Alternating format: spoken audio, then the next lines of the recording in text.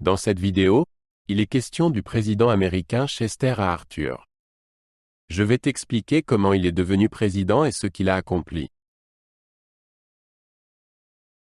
Chester A. Arthur est né le 5 octobre 1829 à Fairfield, dans le Vermont.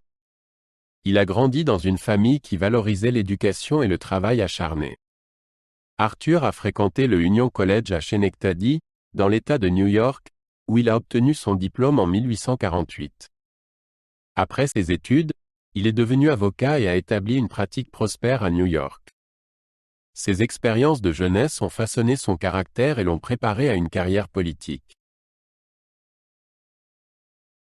Avant de devenir président, Arthur a occupé plusieurs postes politiques importants. Il a été collecteur du port de New York, où il était responsable de la collecte des droits de douane. Arthur était membre du Parti républicain et était impliqué dans la politique new-yorkaise. Il a acquis une réputation d'administrateur compétent et de soutien à la réforme du service civil. Ses connexions politiques l'ont aidé à obtenir la vice-présidence en 1880. Chester A. Arthur est devenu vice-président sous le président James A. Garfield en mars 1881. Il a pris ses fonctions à une époque de division politique au sein du Parti républicain. Arthur était considéré comme un partisan de la faction Stalwart, qui favorisait le patronage et les nominations politiques. Cependant, après l'assassinat de Garfield, Arthur est devenu président en septembre 1881. Son accession à la présidence a marqué un tournant significatif dans sa carrière politique. Chester A. Arthur a été inauguré en tant que 21e président des États-Unis le 20 septembre 1881. Il a dû relever le défi d'unir un parti républicain divisé et de s'attaquer aux problèmes de l'époque. Arthur visait à promouvoir la réforme du service civil et à réduire la corruption au sein du gouvernement. Sa présidence a commencé avec de grands espoirs de progrès et d'intégrité. Cependant, il a fait face à l'opposition de puissantes factions politiques qui résistaient au changement. L'un des accomplissements les plus significatifs de la présidence d'Arthur a été son soutien à la réforme du service civil. Il a reconnu la nécessité de mettre fin au système de patronage, où les emplois gouvernementaux étaient attribués en fonction des connexions politiques. En 1883, il a signé le Pendleton Civil Service Reform Act, qui a établi un système basé sur le mérite pour l'emploi fédéral. Cette loi visait à garantir que les postes gouvernementaux soient occupés par des personnes qualifiées. L'engagement d'Arthur en faveur de la réforme a contribué à poser les bases d'un gouvernement plus efficace. Pendant la présidence d'Arthur, la nation a été confrontée à plusieurs défis économiques.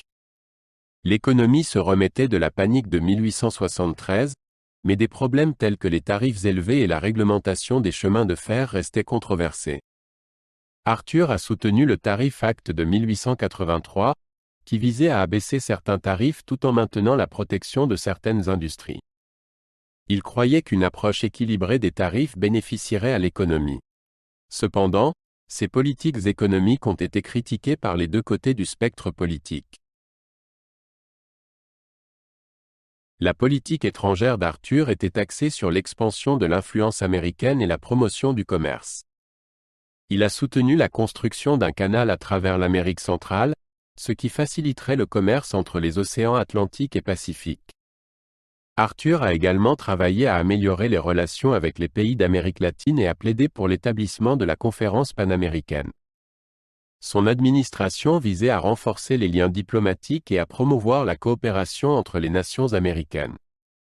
La politique étrangère d'Arthur a jeté les bases d'un engagement futur dans les affaires internationales.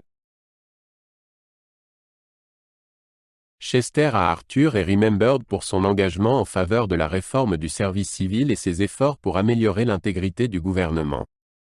Sa présidence a été marquée par des réalisations significatives en matière de réforme, mais il a été confronté à des défis pour unir le Parti républicain. Le soutien d'Arthur à la loi Pendleton est souvent considéré comme un accomplissement majeur qui a changé la manière dont les emplois gouvernementaux étaient attribués. Bien qu'il n'ait servi qu'un seul mandat, Son impact sur la réforme du service civil est encore reconnu aujourd'hui.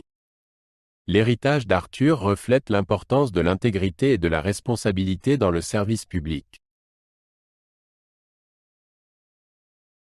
Après avoir quitté la présidence en 1885, Chester Arthur est retourné à New York. Il a repris sa pratique d'avocat et est resté actif dans la vie publique. Arthur a souffert de problèmes de santé, y compris d'un diagnostic de la maladie de Bright, qui affectait ses reins. Malgré sa santé déclinante, il a continué à s'engager dans des activités civiques et à soutenir diverses causes. Chester Arthur est décédé le 18 novembre 1886, laissant derrière lui un héritage de réforme et de dévouement au service public.